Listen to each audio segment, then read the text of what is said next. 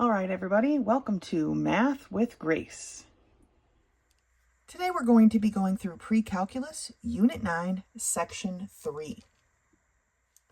Section 3 begins on page 42, and it's titled Sequences, Series, and Induction.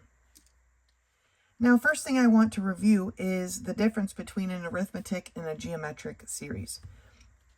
With an arithmetic sequence, is what we're going to start with. We'll work on the series later. We have a group of numbers where each time the number is increased by adding or subtracting a certain other number. And that's the number that we're adding or subtracting is the same every time. Okay? In a geometric sequence, as we move down the list of numbers, they're being multiplied by the same thing. Okay? So in this example here, we're starting with 2. It was multiplied by 2 and we got 4. That was multiplied by 2 and we got 8, multiplied by 2 and we got 16, and so on. So as you can see, I think this illustration is really nice. With the addition, you're kind of moving up slowly. In the arithmetic, in the geometric, you're moving up quicker because we're multiplying. Okay, so now let's take a look at how this works. Here is our arithmetic sequence. And we have a bunch of terms that we're going to be using that we should recognize. A sub n is the nth term. And when they're talking about nth term, they're talking about position rather than number. If we look at the geometric sequence again, this is number 2, but it is a sub 1 because it's the first position. And this is a sub 2, a sub 3, a sub 4, right? These are the positions that they're in, okay? A sub 1 is the first term given in a sequence. It's position 1. A sub n minus 1 is the term before the last term, okay? N is a positive integer and the position of the term in the sequence, like we talked about. D is the common difference, and that's used with the algebraic, okay? The common difference is that number that is the difference between each stack, if you want to think about it that way. R is the common ratio, and that's used in a geometric series, and it's the number that we're multiplying by, okay? So then they've come up with this little set of formulas, which is important to be aware of. Maybe make a copy. Later in the book, on page 53, they have a complete note of all the different formulas we're using in this section. So if you're going to make a copy of one, I would make a copy from this is page 53, Unit 9. That's what I did to go ahead and work through this stuff. I know we're not quite that far to, all of this stuff here, but we will be using those formulas coming up. Okay. So here are the formulas that they've given us. We have 2 for the arithmetic and 2 for the geometric. Okay. It says explicit, which is what we will use to solve for a certain number. And recursive is what we would use to just have a formula to solve if we knew.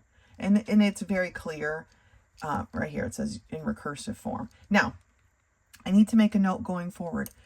Many of these examples are incorrect. They're either they've got their numbers mixed up or their answers are wrong. So it's been quite a process for me to prepare to teach this today because there are so many errors in this section. I've found errors in books before here and there, but this section is just riddled and it was very frustrating for me.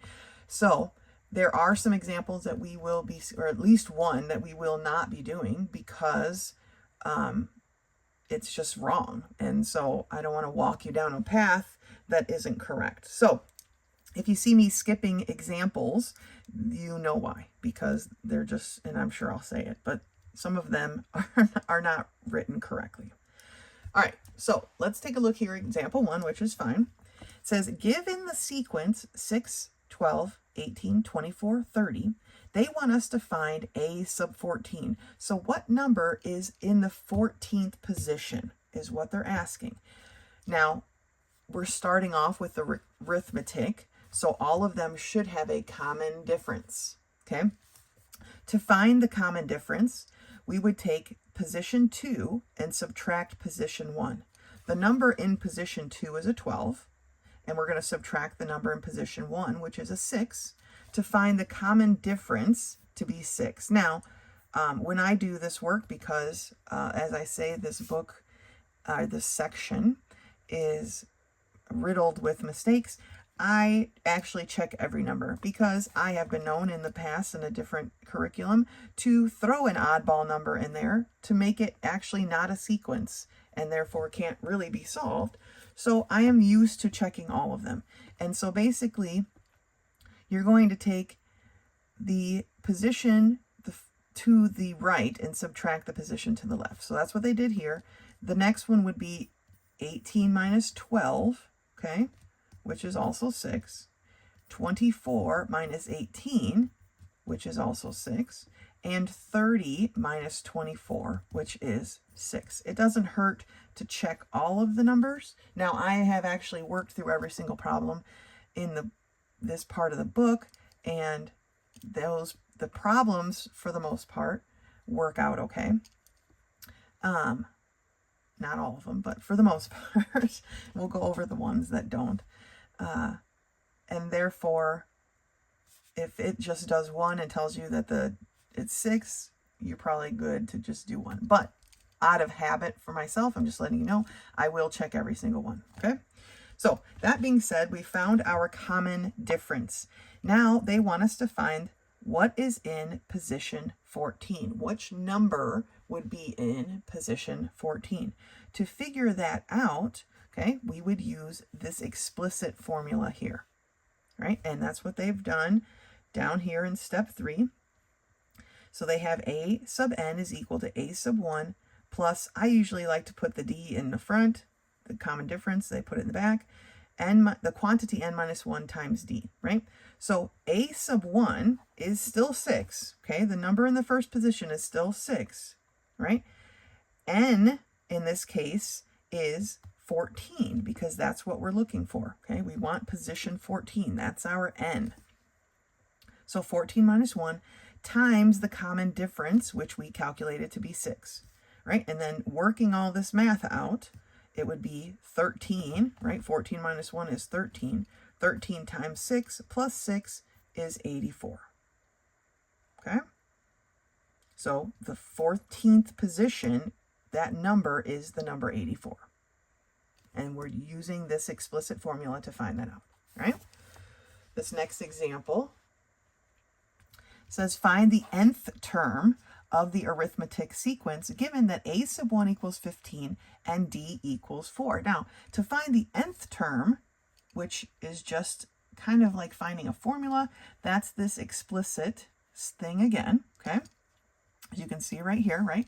They have a sub n equals a sub 1, which is 15, plus the quantity n minus 1 times the common difference, which is 4. Now here, you have to distribute your 4 through. And so they have 15 plus 4n minus 4, combining your like terms, says that a sub n will be equal to 4n plus 1, or plus 11, sorry. Okay? So that is the nth term of the sequence, this formula. All right? One more here, example 3. Now this one is wrong.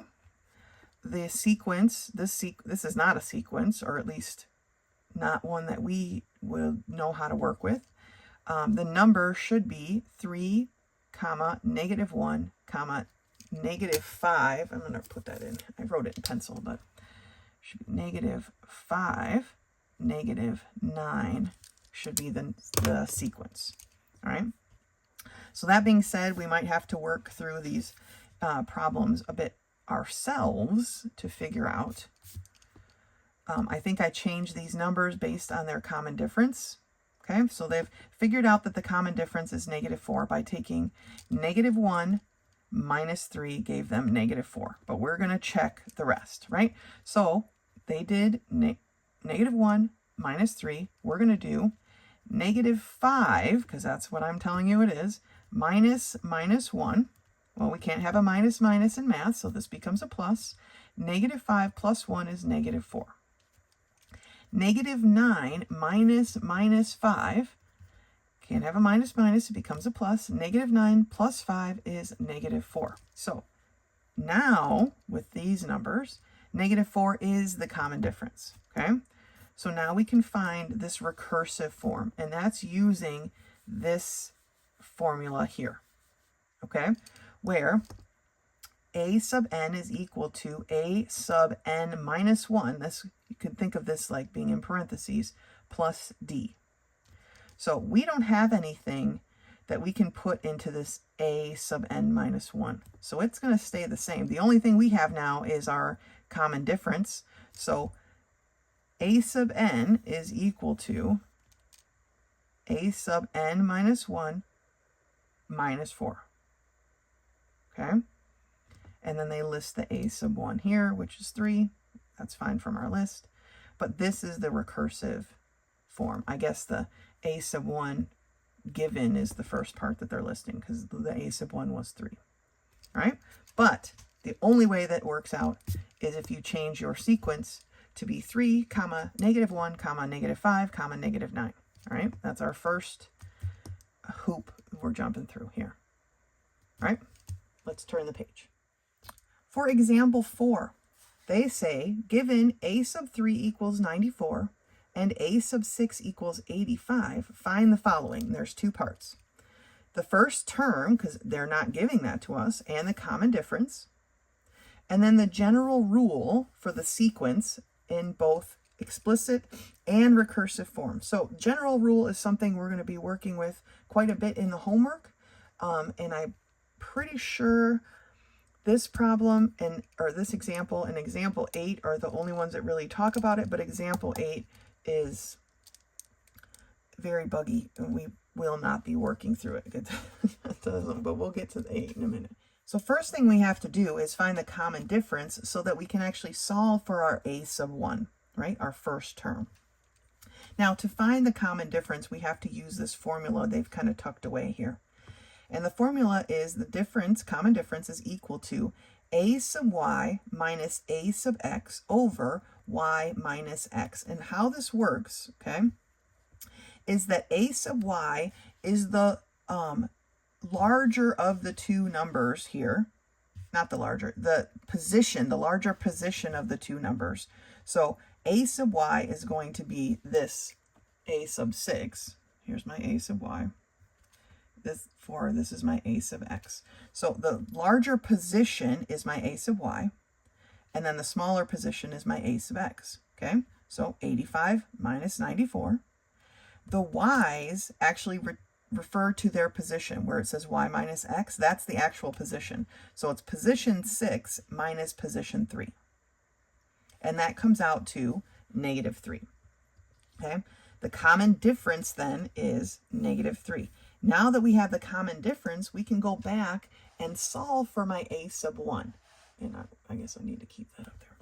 So what we're going to do is we're going to use the smallest position that they gave us, which is position 3, and we're going to put it into that formula. It's right here, I guess. I was going to grab my sheet, but we're going to put it into this formula to solve for a sub 1. Okay? So 94 is equal to a sub 1 plus, my position here is position 3, so 3 minus 1, and my common difference was negative 3. We're going to, 3 minus 1 is 2, right? 2 times negative 3 is negative 6. My 94 is still over here. To get my a sub 1 by itself, we're going to add 6 to both sides. So my a sub 1 is 100. So now we've finished part 1. The second part says the general rule for the sequence in both explicit form and recursive form. Okay, so in explicit form, okay, the general rule, we are going to still use this formula, except we're going to substitute in the d, like we did on some of the other ones, right? Our a sub 1 is 100. Our d is, I got a slide up here, negative 3. So we put in the 100 plus n minus 1 times the quantity times negative 3. Distributing this through, okay, we get 100, and they don't, I don't see where they actually finish it. So we're going to go ahead and finish it, right? So a sub n is equal to 100 minus 3n plus 3. Or a sub n is equal to negative 3n plus 103. Okay, that is the general form or general rule. They switch back and forth between the term that they use. General form or general rule. So general form rule. Okay, that's what this is. Now, for the recursive form, remember, it's right here, right? All we can do is put in our d. Basically, to this formula, all we can really do is we can list our a sub 1 and we can put in our common difference. And so this is the recursive form. All right? The explicit or general form and rule is this. All right? Okay. Now, they've got a little box up here at the top, second column of page 44, and it is explaining this, which would have been nice over here, but that's okay. It's explaining how you find your a sub y, a sub x, okay? Those things. Now, that was all supposed to be arithmetic. Now we're talking about the geometric sequence. So remember, we use a common ratio in the geometric sequence, and we'll be using these formulas here, all right? So looking at example 5, which goes up and on to this next page, okay? It says, given the sequence 1,200, negative 60, 300, negative 600, sorry, 300, negative 150, 75. Find a sub 11. Okay, so we're looking to use this formula to find out what the value is of position 11. Now, to find the common ratio, you're going to take position 2 and divide it by position 1, and they get a negative 1/2. Again, I like to be thorough. So position 3 divided by position 2 is also negative 1/2. And position 4 divided by position 3 is also a negative 1/2.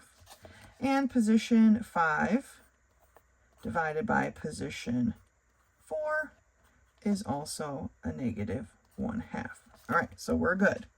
Common ratio is negative 1/2. Okay, moving forward. They've asked us to find the a sub 11, position 11.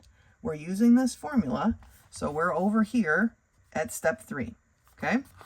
So step 3 is a sub n is equal to a sub 1 times r to the n minus 1 exponent, okay? Power.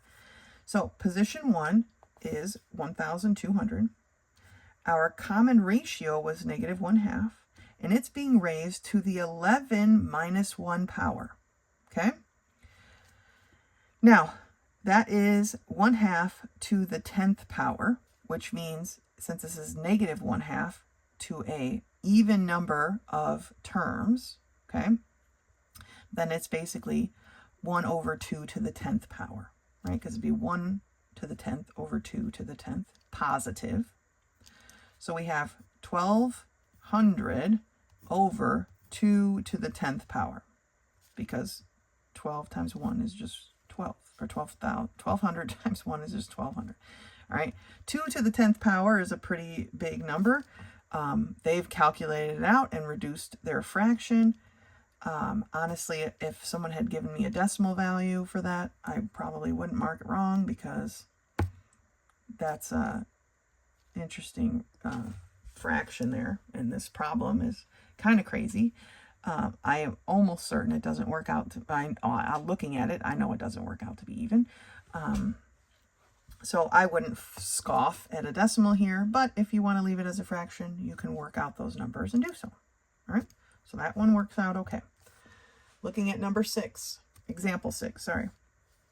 Find the nth term of the geometric sequence given that a sub 1 equals negative 2 and r equals 3. For this, we are going to be using the explicit formula again with our given information, okay? And so that's what they have here. Our a sub 1 is -2. Our r is 3. And we are to the n minus 1 power. Now, what you need to realize is this is the completed answer. That is our a to the nth. If they're looking for the nth term, this is what it is, okay? Because -2 cannot be multiplied by the 3 to the nth minus 1 power, right? That 3 is being raised to a power, so we can't multiply. These technically aren't like terms. So that is what the answer looks like. It's not the greatest, but okay, so here they say the general rule for the nth term is already simplified. So here's another spot where they're using a different term, right? The nth term, the general form, the general rule, all those words mean the same thing in this book, all right? So they will flip-flop all over the place to get there, all right? So we have one more example that we're actually going to go through here, and that's example number 7. And I'll show you why 8 doesn't work here in a minute. And then we have works to do, problems to do together, and we'll do those. So it says here, for example 7, given the sequence, but the problem with the sequence is it's missing a number. It should be 4, 2, 1, 1/2, 1/4. Because otherwise this common ratio of 1/2 doesn't work, because if we took 1/2, like if we were figuring this out and 1/2 and divided it by 2, because that would be one of the steps, right? You know how I like to work them all out. That would be the same as 1/2 times 1/2, which is actually 1/4. And so for our common ratio to be 1/2, we have to put this 1 in here because they're just missing a piece, okay? So that being said, our common ratio is 1/2. I'm not going to work all of them out now because I already have half a dozen times trying to figure this problem out, okay? But please insert a 1 right there because it's necessary.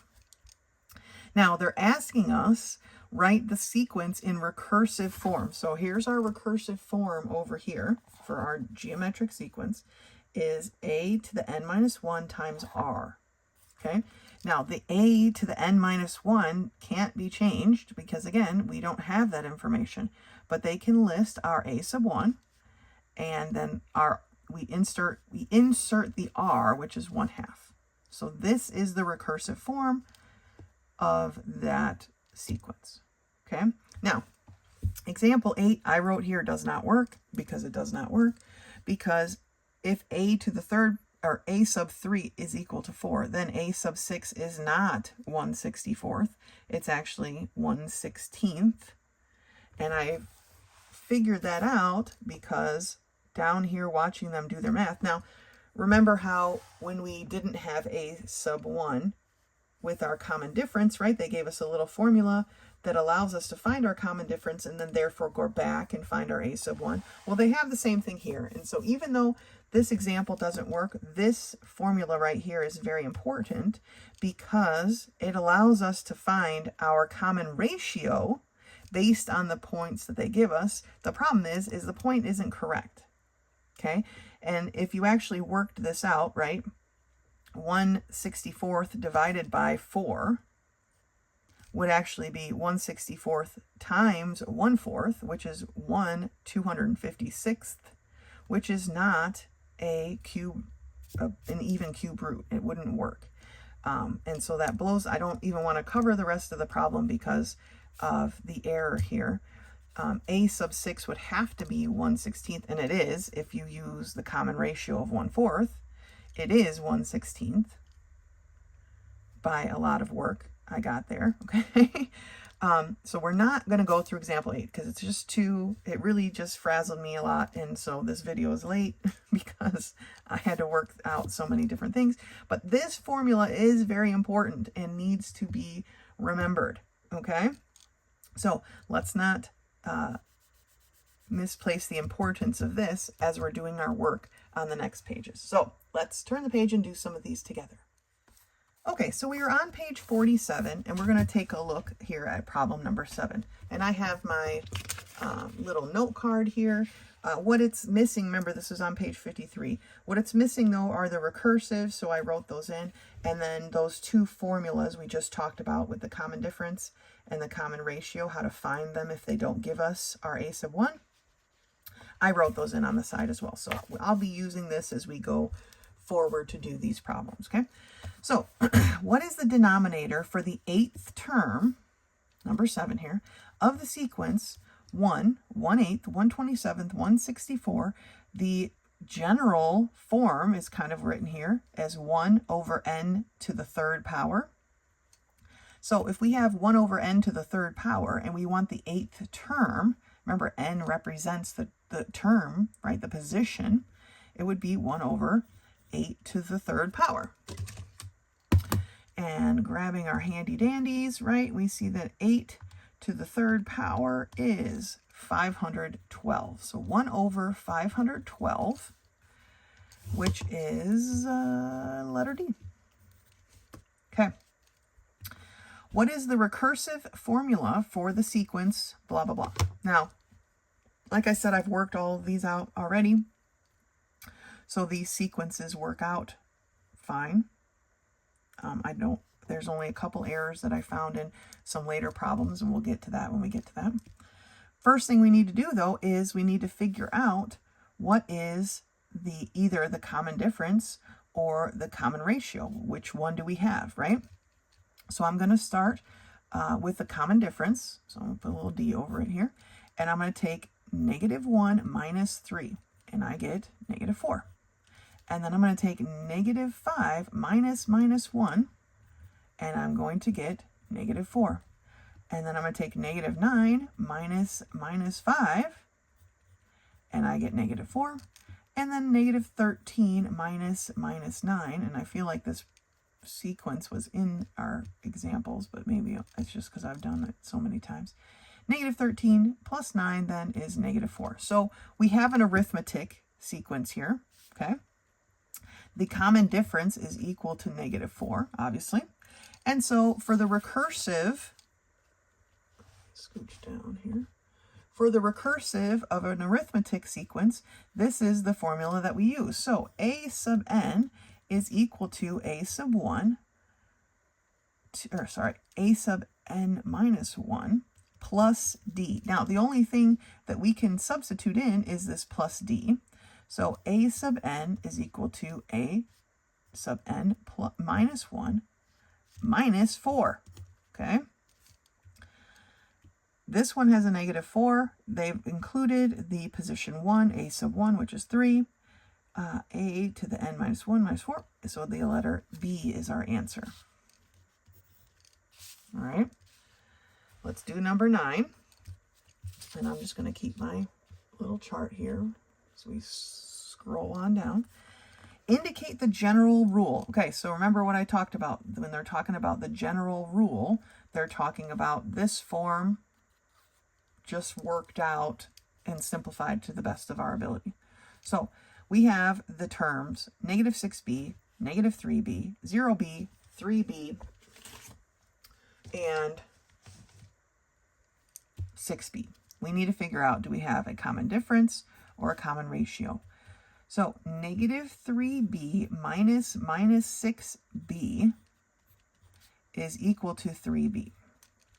0 minus -3b is equal to 3b. 3b minus 0b's is equal to 3b's. And 6b's minus 3b's is equal to 3b's. Our common difference is 3b. Since we have a common difference, we have an arithmetic series, and so we're going to use this formula here, where a sub n is equal to a sub 1 plus, I'm going to move the d out front, d times n minus 1, okay?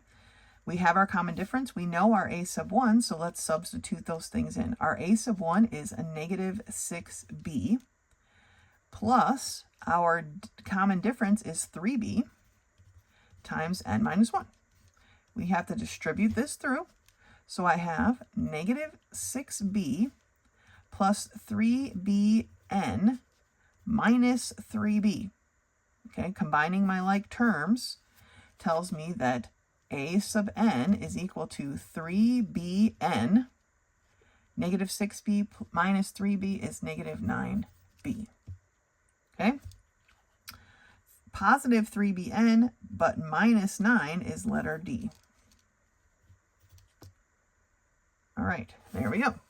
For number 10, it says indicate, and I'm going to do a couple of these general rule ones with you here because I want to make sure, I feel like since we had to skip one of the two that they showed us, I want to make sure you guys understand how to do these problems.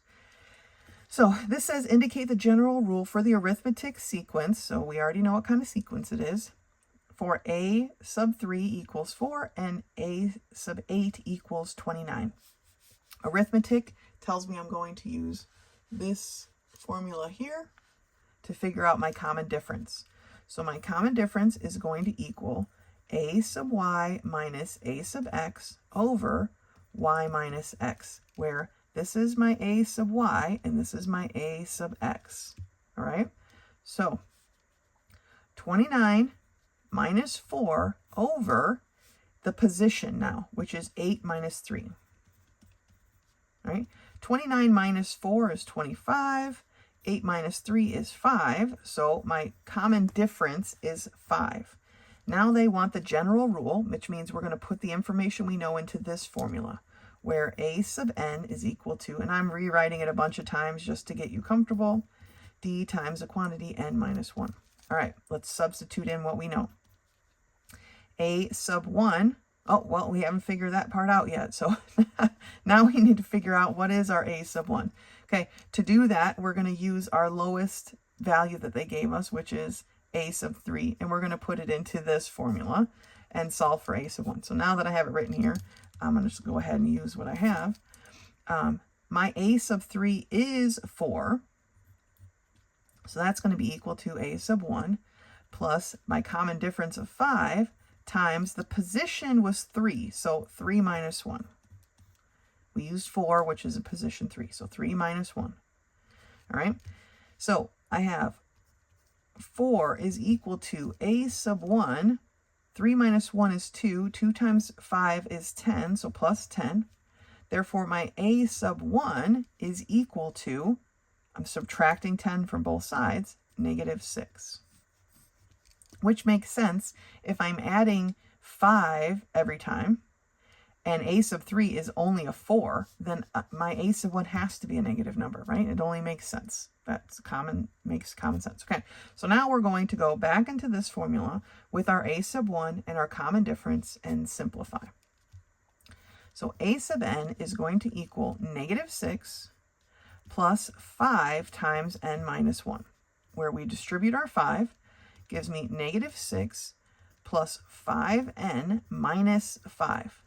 So my a sub n is equal to 5n minus 11. Now, they don't quite go that far. I don't know why they chose this one not to simplify again. This section of this book really, really had me going here. But our 5 is not negative, so our common difference was not negative, so we can cancel those two out. And our starting point is negative. Okay, our a sub 1 is negative, so it's letter B. Okay, I'm going to let you do number 11 on your own so that you can work through one on your own. But let's take a look here at number 12. Let's look at number 12. What is the recursive formula for the sequence 3, 12, 48, 90, 192, 768? Okay, recursive formula of all of this. Well, I know that this is probably not a common difference because this number is far too high, right? So I'm going to start with, and I still wrote a D. I'm going to start with a common ratio and see if that works out. So 12 divided by 3 is 4. 48 divided by 12 is 4. 192 divided by 48 is also 4. And 768 divided by 192 is 4. So my common ratio is 4. So this is a geometric series. They want the recursive formula, which is here. we have our a sub 1, but that's not what we actually put into our recursive. We can only add in this common ratio. So a to the n is equal to a to the n minus 1, or sub n minus 1, times my common ratio, which is 4. And that's it. That is the recursive form of this sequence. Okay, so my 4 is positive, so I can cancel out these with the negative 4, right? I'm multiplying, so the answer is C. Okay, let me see if we want to do one of these more together. I think I'll leave the rest of these to you. I mean, I've worked through all of them already, but I've worked through a lot to here. So I do want to leave a few for you to work on your own. I do suggest making this kind of like a cheat sheet, but just a note card. Again, I photocopied this from page 53, and then I just added a couple of notes that weren't on there. It will be helpful going forward. So go ahead and finish these on your own, and then meet me back here for the next part of this section. The next part of section 3 begins on page 48, and it's titled Summation. And it is actually, other than one error right here, this is pretty smooth sailing for this part of section 3. Summation. Okay. The summation is basically the add, right? Sum means to add, the adding up of a sequence or a series of numbers. And so the example that they use here is, what if you wanted to find the sum of the first 100 integers? It would be a very long expression, right? It would be 1 plus 2 plus 3 plus 4 plus blah, blah, blah, blah, blah, all the way to 100. Well, it can be written in summation notation, and it would look like this, where we're finding the sum from 1 to 100 of just I. So every time it's just whatever position we're in. Position 1, 2, then 3, then 4, and so on and so forth. Okay? This summation term or symbol is the Greek letter sigma. It says here that I or j usually represents the integer that you're beginning with, right? And then the number at the top is where you stop. It's the limit, right? Lower limit where we start, upper limit where we stop. This is the formula that you're going to use. And in this case, we're just going by each position. But looking here at example 1, you can see that it's not always just adding things up one at a time. So this is the summation from 1 to 5 of the number, right, squared. So it would be 1 squared plus 2 squared plus 3 squared plus 4 squared plus 5 squared. What is the summation of that? Well, that summation is 55. Okay. For example 2, it's the summation from 2 to 4 of the equation 5i minus 1. So for this one, it's a little bit more tedious, right? Because we have to take 5 times 2 minus 1 plus 5 times 3 minus 1 plus 5 times 4 minus 1. Each of those as their own set of brackets, because we need to do that whole bit first before we add them together. So it's 9 plus 14 plus 19, which gives us a total summation of 42. All right. And I'm sure some of you are already thinking, oh, I might have that on my calculator. And you might. And I'll get into that in a minute. We're going to go through the rest of these examples first. Okay. If you like math cartoons, there you go. We got one here. I think he's just explaining what all the parts mean. But example 3. It says, write the terms. Now we have two summations here. The summation of I from 1 to 3 and the summation of j from 1 to 4. Now, here's where it threw me off and it's a bit messed up. It's basically a, and then the parentheses say I, comma 4, but it should say I, comma j. That's how they want you to represent all these points. Okay, so it would be a parentheses 1 comma 1, so you would put a 1 in for both, plus 1 comma 2, so this plus the summation of the second position of this, on and on and on and on. This example, though not quite written correctly, is not one we will actually not one they're going to actually ask us to do. Maybe on the quiz that's in this book, if you're in my class, you know I write my own quizzes and tests. So this, write the terms, we're not going to be doing anything like that. But that's how they've set it up, right? Position 1, position 1. Position 1, position 2, position 1, position 3, position 1, position 4, position 2, position 1, 2, 2, 2, 3, so on and so forth, are the terms, okay? For example 4, we have the summation from I equals 1 to 5 of x squared minus 2. Okay, again, slightly more tedious, right? Because each time we have a different position, we're squaring it and adding 2, okay? Or subtracting 2, sorry. So 1 squared minus 2 is where we start. Then we have 2 squared minus 2, 3 squared minus 2, 4 squared minus 2, 5 squared minus 2, and we add up those totals, which gave us a 45. Let's go ahead and turn the page. Now, I'm going to do a couple of these together. Like I said, these problems seem to work out just fine. I'm going to do a couple with you, and then I'm going to show you how to do it on your calculator if you have a certain type of calculator, okay? So it says evaluate the summation from 1 to 5 of 2i plus 1. Okay, we have 2 times 1 plus 1 plus 2 times 2 plus 1 plus 2 times 3 plus 1 plus 2 times 4 plus 1 plus 2 times 5 plus 1. Squish it in there. All right. 2 times 1 is 2 plus 1 is 3. 2 times 2 is 4 plus 1 is 5. 2 times 3 is 6 plus 1 is 7. 2 times 4 plus 1 is 9. And 2 times 5 plus 1 is 11. Okay. Now, what is the sum of all these? Well, this is 20, and this here makes 10. So that is 35. Okay. So A is the answer. All right.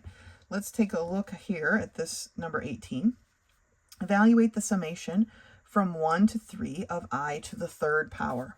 So we have 1 to the third power plus 2 to the third power plus 3 to the third power, or 1 plus 8 plus 27. Okay? 27 plus 9 is 36. So the answer is letter B. Now we're going to move over here to problem number 24, and I'm going to show you how to do problem number 24. And then, of course, any of them you'd be able to do on your calculator. Now, my Casio, I can do it on my Casio, which is what I usually use. On this Texas Instrument TI-30X, you can't do this on, I don't know if I have another calculator over here. Let me see.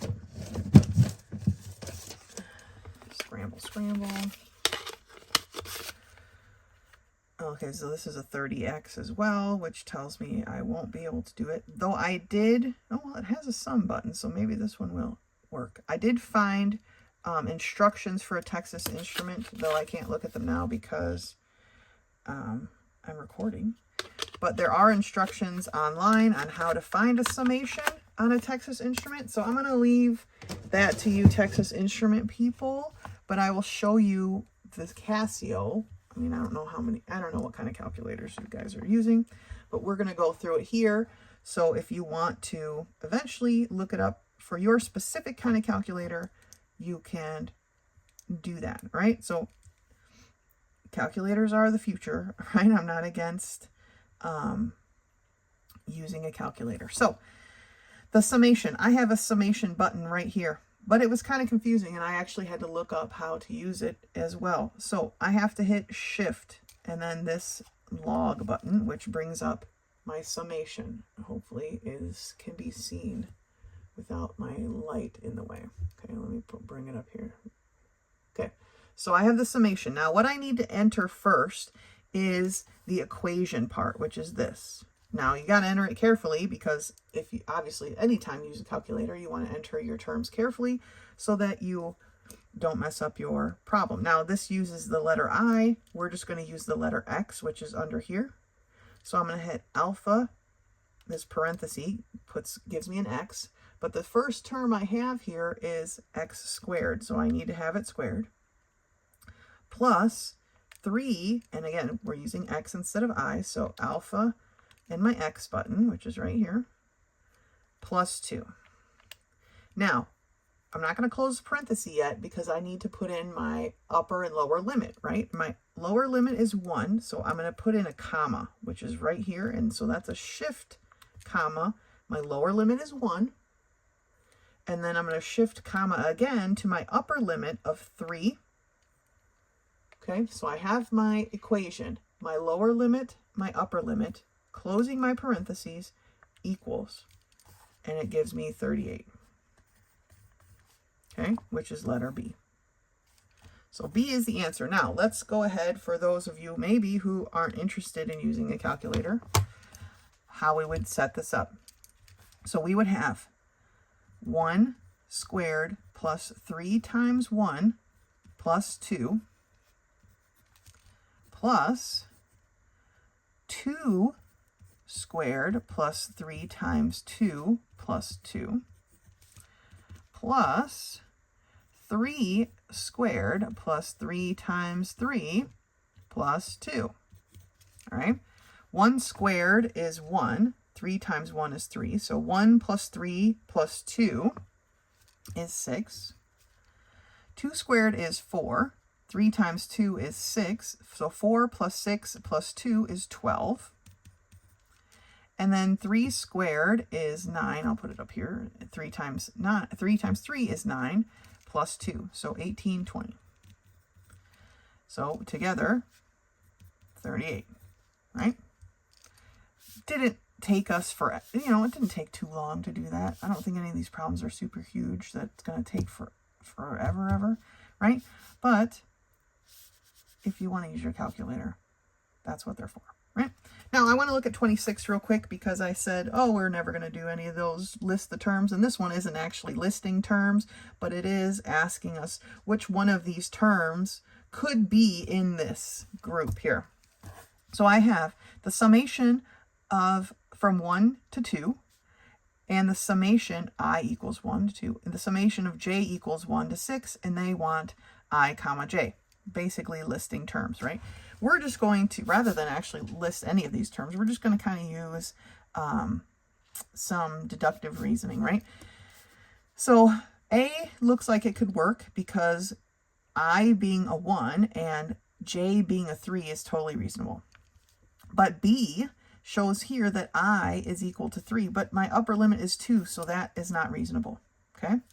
Here it shows my I as being a 0, but my lower limit is 1, so that is not reasonable. And for letter D, it shows my j being a 7, but my upper limit is 6, so that is unreasonable. And therefore, letter A is the answer. All right? So rather than listing all them out, if they're going to give you multiple choice, then take advantage of that and just see what actually fits in, makes sense. All right? Okay. Go ahead and finish the rest of these and meet me back here for the next part of this section.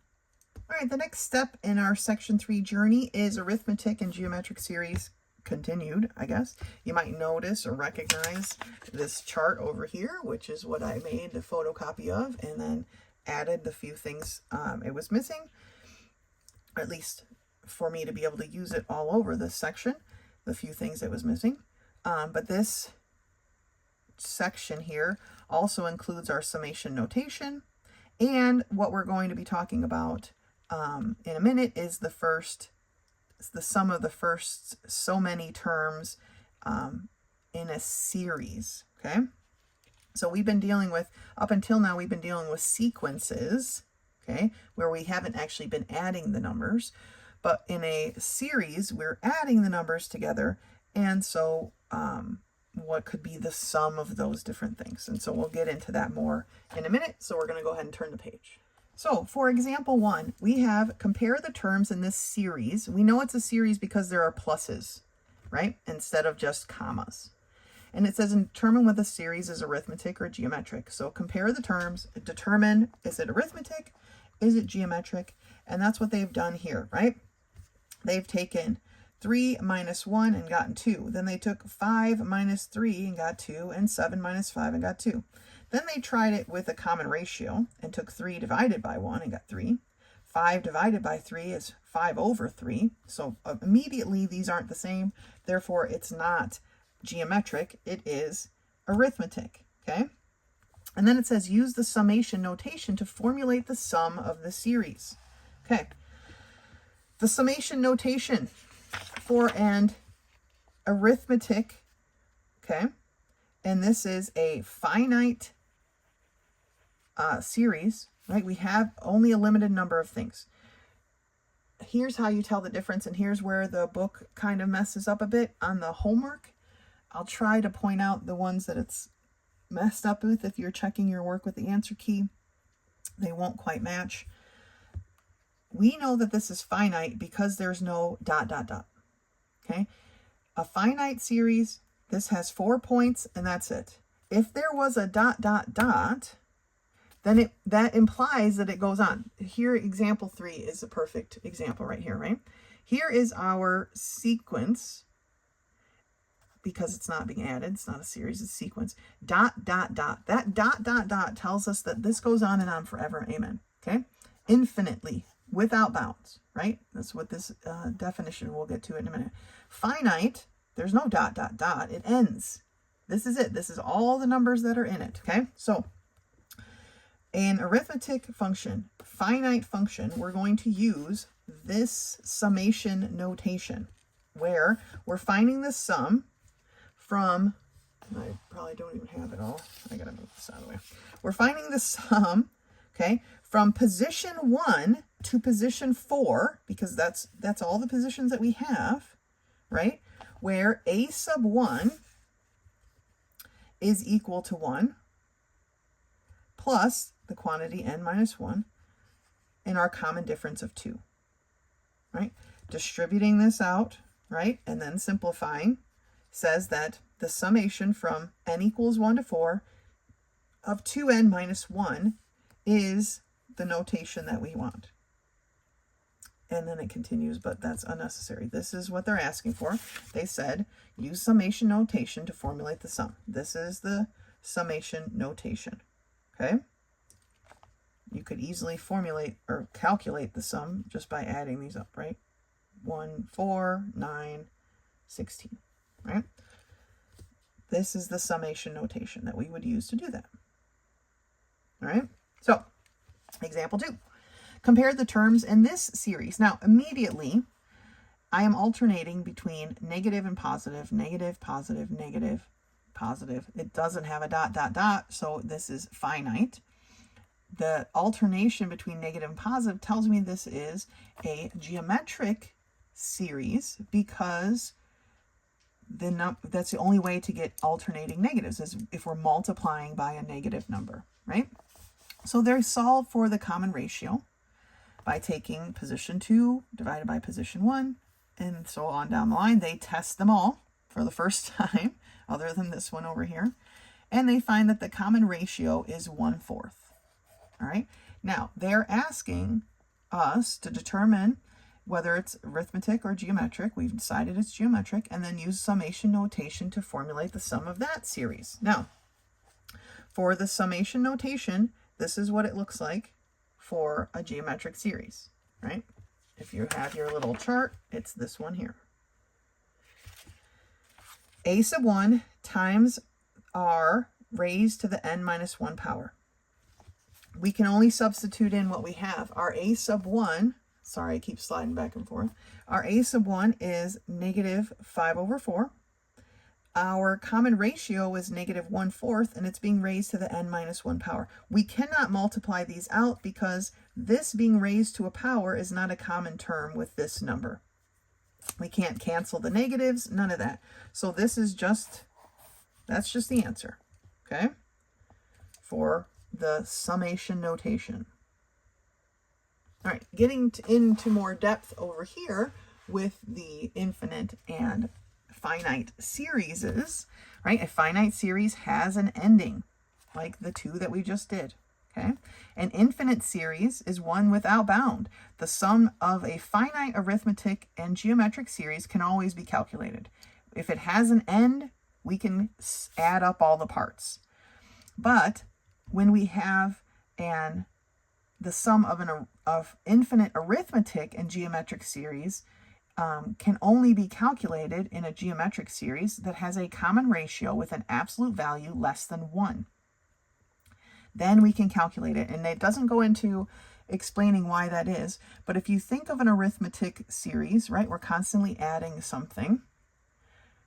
It's just going to go on and on forever. We can't find the sum of infinity of those things because it just gets bigger and bigger. Same with the geometric series. But if my geometric series has a common ratio less than 1, it's actually going to be getting smaller and smaller and smaller. And what happens is at one point, it's going to be getting smaller at such an infinitesimal degree that it actually approaches a number and will never change from that number.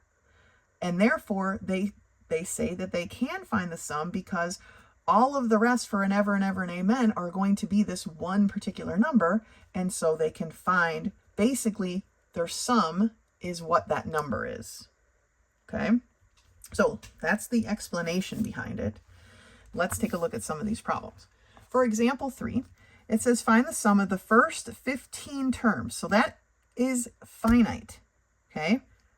If you're saying there's 15 terms, then that is a finite thing. Maybe the sequence goes on and on forever, amen, but we are putting a stop on it when we say we want the first 15 terms. Okay? What we need to find, though, is what is our common, it tells us it's a geometric sequence, so it's a common ratio. What is our common ratio? That's what we need to know. So we take 12, divided by -4. Not a -12, just a positive 12. And we get -3. And we take -36 divided by 12, and we get -3.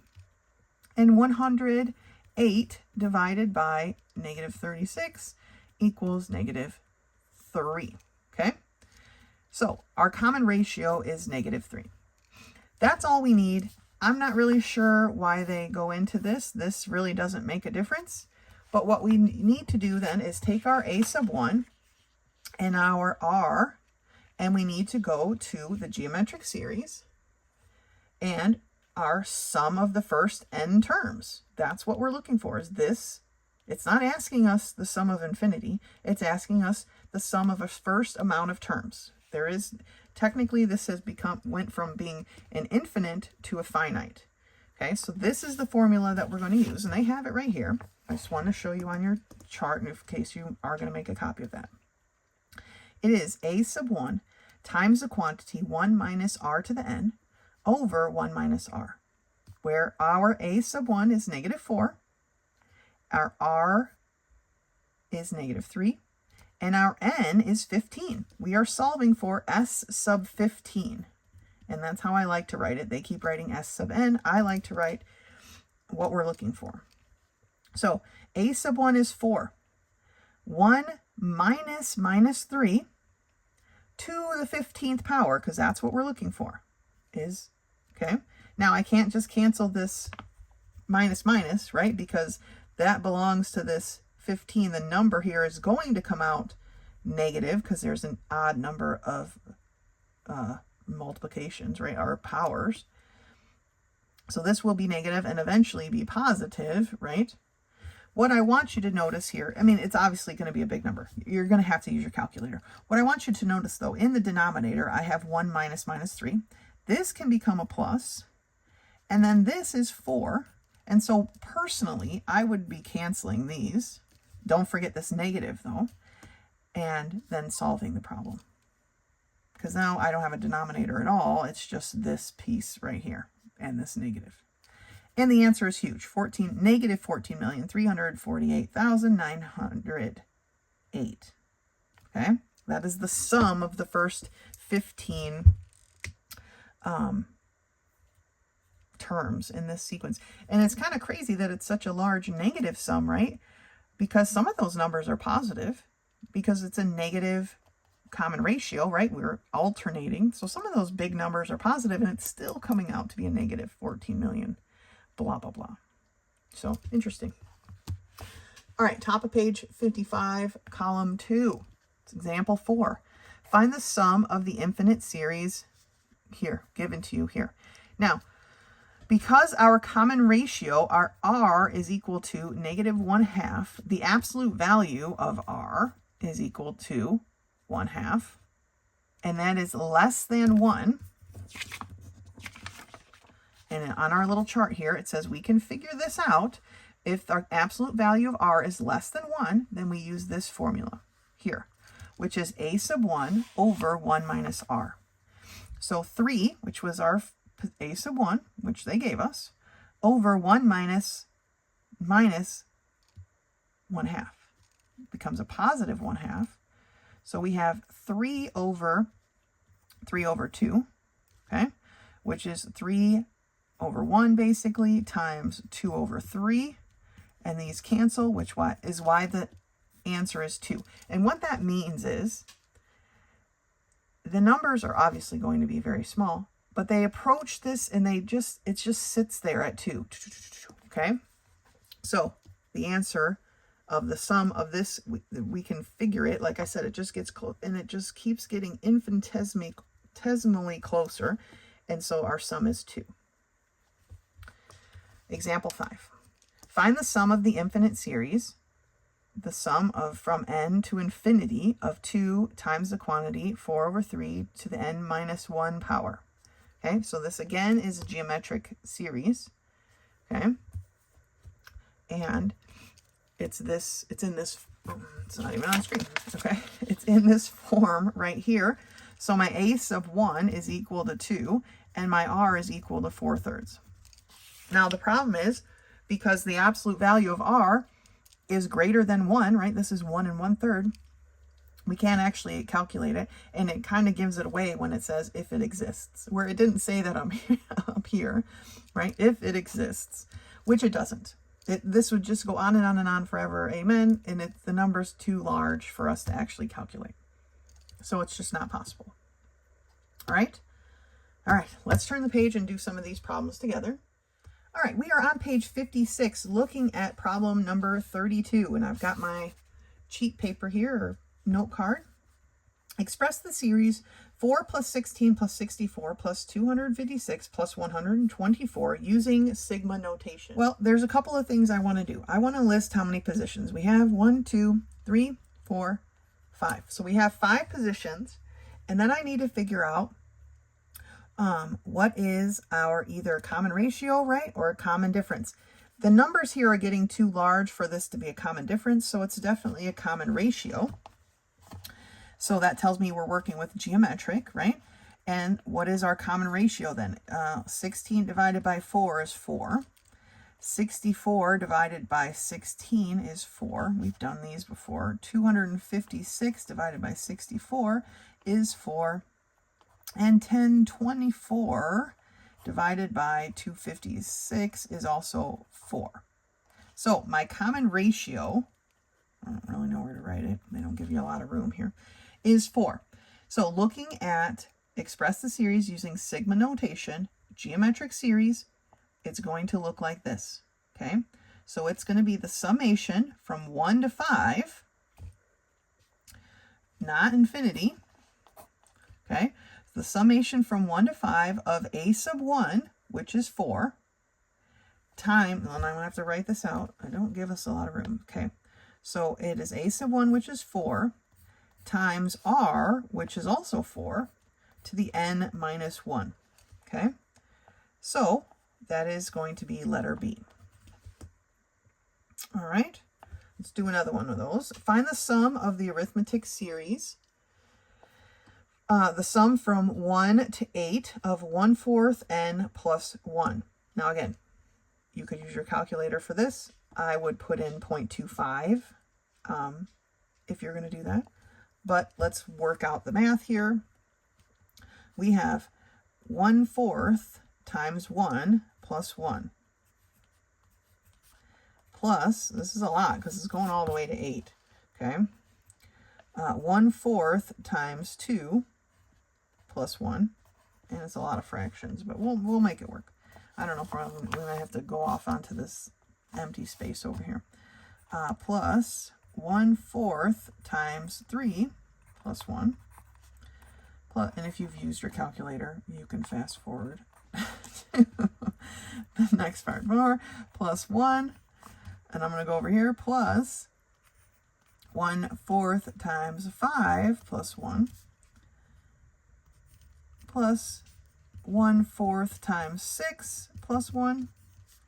Plus 1/4 times 7 plus 1. Plus 1/4 times 8 plus 1. All right, that's all of the bits. Now, this 1/4 times 1 is just 1/4 plus 1. 1 is going to be 4/4, right? So this is 5/4 plus 2/4 becomes 1/2. I'm going to leave everything as fourths, though, so that we can, be able to add these or fractions. So 2/4 plus 4/4 is 6/4. 3/4 plus 4/4 is 7/4. I see a pattern starting. 4/4 is 1 plus 1 is 2. I'm going to leave that one as a whole number. 5/4 plus 4/4 is 9/4. 6/4 plus 4/4 is 10/4. 7/4 plus 4/4 is 11/4. Okay. And 2 plus 1 is 3. All right. Now, we need to add all these fourths up and then our whole numbers, right? Oh, sorry about that. Didn't mean to whack you. 5 plus 6 plus 7 plus 9 plus 10 plus 11. Okay, I'm going right to it. 5 plus 6 plus 7 plus 9 plus 10 plus 11 fourths gives me 48 fourths, or 5 plus 48. 4 goes into 48 12 times, and so the answer is 17, which is letter B. Now, that was quite extensive. You could have used your calculator. It's up to you. Okay, let's take a look over here at number 37. Express the series 5 plus 15. Oh, before we do that, actually, number 36, I've already worked it out. There is no ... here, but the book answer is going to want you to have it be a ... But if you figure it out at a limited series, a finite series, I would just put that answer. Like, I've already changed my answer key because it doesn't show the ... here. So you shouldn't be expected to assume it should be there because they're not expecting it for this answer. They have the ... here. I think they want this one as a ... too. So I would just work it out as it is written. If it doesn't have a ... it is technically a finite series, and I would just work it out like that. The answer that you find will be here, but the answer key won't agree with you. So it might sometimes. You'll have to look in the answer key. Definitely 36 in the answer key is written with a ... but it's not here in the actual problem. So I feel like based on what's here is what I'm going to give my answer for. Does that make sense? Okay. Yes. Okay. Number 37. Express the series 5 plus 15 plus 45 plus 135 plus 405 using sigma notation. We need to decide, is this a geometric or an arithmetic series? Again, my numbers here are getting pretty big pretty quick. I'm going to assume it's geometric. So I'm going to look for my common ratio first. So 15 divided by 5 is 3. 45 divided by 15 is 3. 135 divided by 45 is 3, sorry. And 405 divided by 135, I'm assuming, but with this section of this book, assumptions are not good. 3, okay. All right, so we have a common ratio of 3. To express this in sigma notation, it's a geometric series. We are using this formula here, okay, where we're finding the sum from position 1 to position 3, position 4, position 5. So position 1 to position 5, okay? And we need to then put in our information here, where our 1, a sub 1, I hope that's on the screen, yeah. My a sub 1 is 5, okay? Times my common ratio, which is 3, raised to the n minus 1 power, okay? So, not infinity, because again, we don't have the dot, dot, dots. It's going to be letter B. Now, I forget for this one particular if the answer key expects the dot, dot, dot, and then it's going to have one of these, right? It's going to have this one. But for what is printed in the book, this is the correct answer. Okay, so this section, that I think is the only real issue. The numbers work out okay. It's whether it has a dot, dot, dot, or an implied dot, dot, dot, like the answer key has a dot, dot, dot, but the problem doesn't, is what you're going to have to kind of go back and forth with. I'm going to let you finish off the rest of these on your own, except instead of meeting me back here for this, to go over this last bit, I'm not going to be covering this last bit. Proofs by mathematical induction, we aren't going to be doing. It's a pretty short section, but it applies going forward nowhere. None. The last book that we are going to be doing together does not talk about this at all. So I've decided to leave out these couple of pages. Life will go on. We'll be good. So if you have any questions about any of this other stuff, please do not hesitate to contact me. Otherwise, until next time.